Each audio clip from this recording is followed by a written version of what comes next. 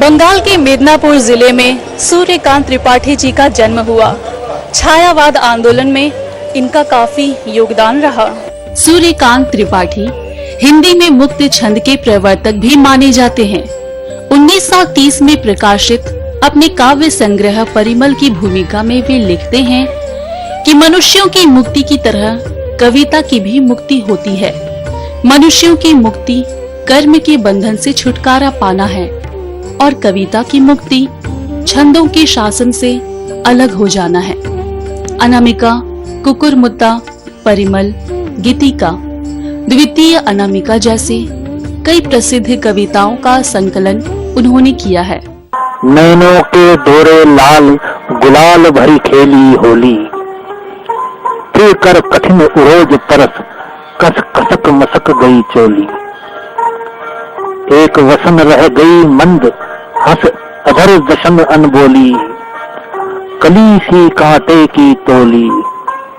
मधुरत रात मधुर अधरों की पी, मधुर सुध बुध खोली। मित्रों, सोचता हूं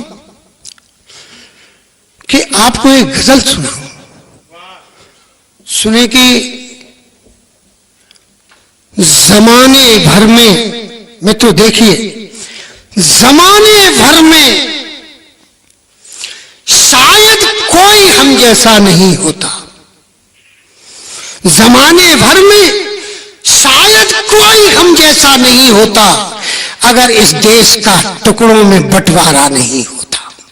और शेर सुने कि अदालत में अगर इंसाफ यूं महंगा नहीं होता, अदालत में अगर इंसाफ यूं महंगा नहीं होता, हमारा खून पानी की तरह सस्ता नहीं होता। अगर अदालत में अगर इंसाफ यूं महंगा नहीं होता, हमारा खून पानी की तरह सस्ता नहीं होता।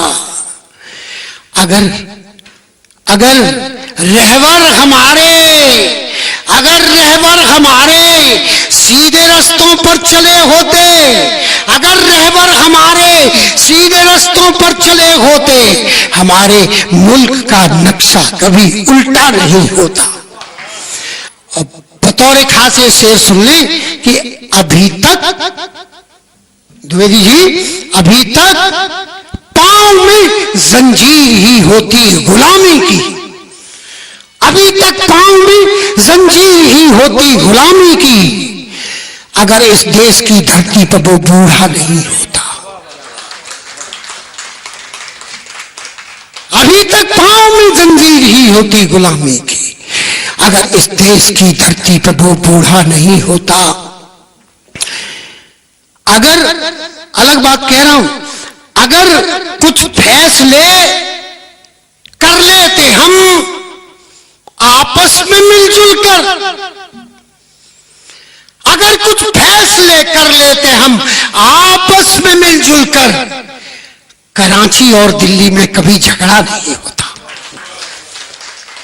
ये तो जो तीसरे लोग आ गए वो सब बिगाड़ गए। अगर कुछ फैसले कर लेते हम आपस में मिलजुल कर, कराची और दिल्ली में कभी झगड़ा नहीं होता।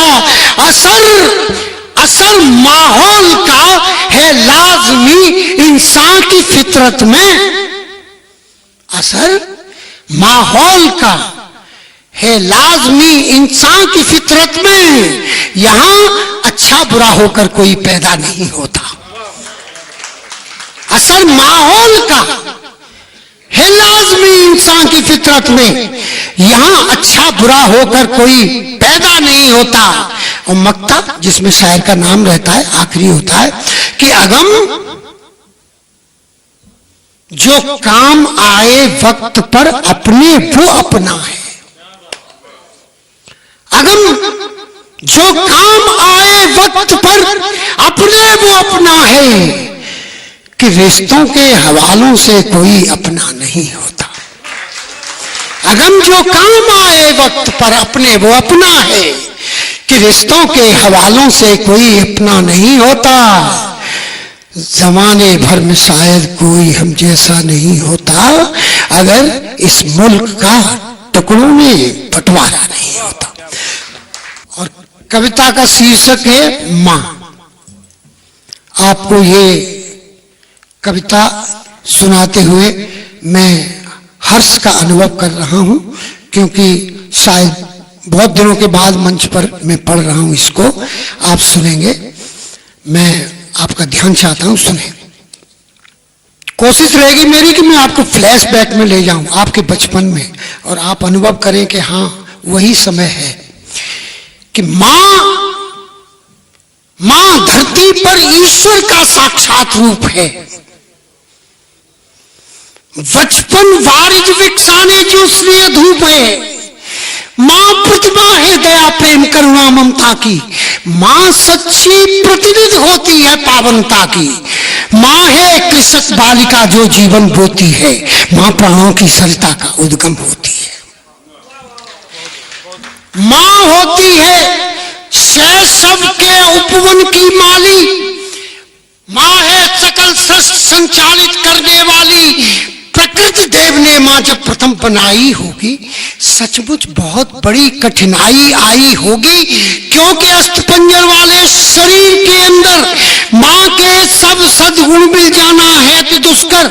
अतः विचारा होगा नीति नटी ने मन में, कुछ गुण इधर उधर से रख दे मां के तन में, और तभी कमलों से ली होगी कोमलता, मृदुता, मधुर फलों से द्रुम से सहनशीलता, सूरज से संविद से ली होगी शीतलता, मलय पवन से पुष्प खिलाने वाली क्षमता, धरती से ली होगी क्षमा, गगन से आशा, बादल से तिल तिल कर गलने की अभिलाषा, सागर से विद्रुम प्रवाल मौक्तिक सी ममता, जल से स्नेह, अग्नि से ली होगी पावनता। इतना सब लेकर जब कभी मिलाया होगा, तब जाकर मां का स्वरूप बन पाया होगा। यही वजह है देश काल युग बेशक बदले, मां अब भी वैसी ही है जैसी थी पहले। यही वजह है देश काल युग बेशक बदले, मां अब भी वैसी ही है जैसी थी पहले, और युगों तक ये ऐसी ही बनी रहेगी। जब तक धरती है तब तक न सृष्टि जनेगी। नारी जीवन काव्य सर्ग जिसमें बहुत तेरे, पर मां वाला सर्ग अनोखे भाव बिखेरे। यही सर्ग जन जन के मन को रटा हुआ है।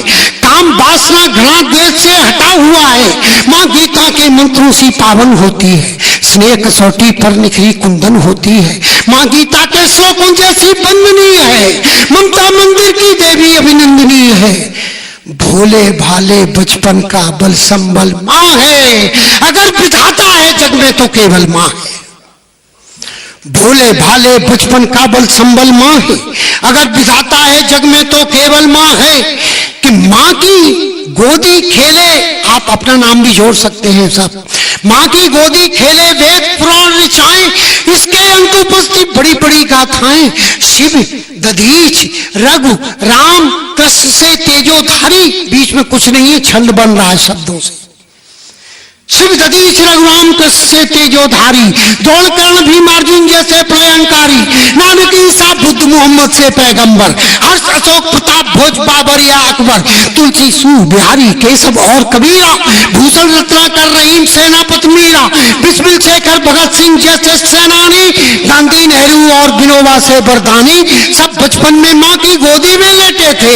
ममता के घर पले हुए प्यारे बेटे थे। जितनी आज धरोहर है इस मानवता की, सब पर गहरी छाया थी मां की ममता की। मां चाहे तो अपना शिशु टैगोर बना दे।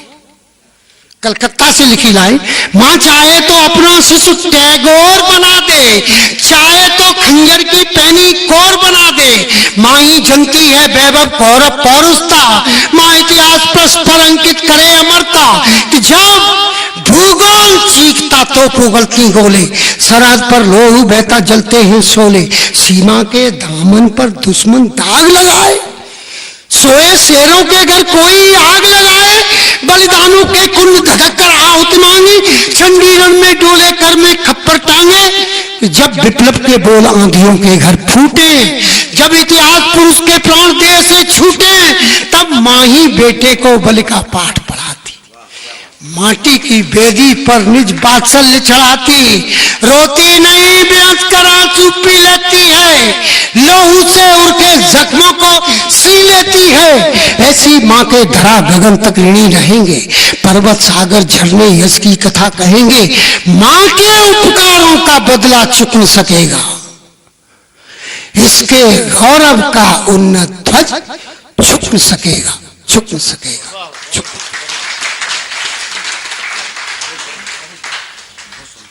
ये देखता हूं तो सोचता हूं कि अब जहां हूं वहीं सिमट कर खड़ा रहूं मैं, मगर करूं क्या? कि जानता हूं जो रुक गया तो जो भीड़ पीछे से आ रही है वो मुझको पैरों तले कुचल देगी, पीस देगी। 5 रुपया लेकर बाजार हम जाते थे, बोरा भर भर सामान हम लाते थे। क्या अब भी हम वो कर सकते हैं? क्या अब भी हम वो कर सकते हैं? एक लड़का बोला, सर चाहेंगे भी तो आप नहीं कर सकते हैं। क्यों? क्योंकि सर हर दुकान में सीसीटीवी कैमरे लगे हुए होते हैं। हित मित्र बंधु बांधव ये परिजन स्वजन के मेले, अरे कटता रहा सफर भी इस भीड़ में अकेले। इनको कभी हंसाकर और उनको कभी रुलाकर हम भी चले चलेंगे कुछ दिन यहां बिताकर।